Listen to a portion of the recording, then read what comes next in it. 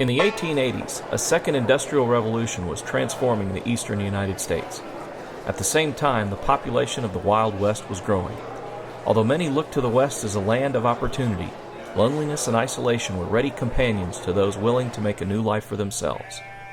As homesteaders staked their claims, their rude farms were by necessity self-sufficient. Frontier families either grew or made everything they needed.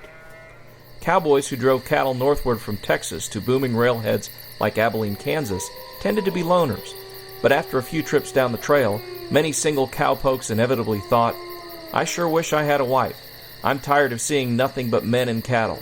Besides, there's lots of land, and I think I would do well raising a few cows of my own." These Western men were desperate.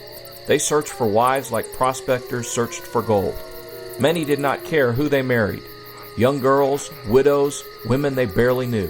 They weren't exactly marrying for love. A wife meant another source of labor, someone to cook the meals, do the laundry, clean the house, and above all else, have babies who would eventually be a source of even more help. Frontier living was not only hard for women, but was also very lonely. While bigger towns usually had saloons and gaming houses, sure sources of entertainment for lonely men and soiled doves, a respectable woman would not dare set foot in such an establishment. Gambling and drinking to excess were the rule, rather than the exception in such places. A typical woman on the West Texas frontier often went several months at a time without laying eyes on another member of the fairer sex. The nearest neighbors were frequently several miles away.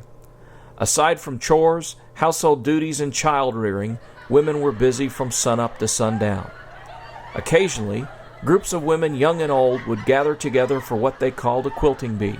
It was an opportunity for them to socialize, vent their frustrations, or just gossip, all the while sewing a beautiful quilt. The first settlers were a hardy lot.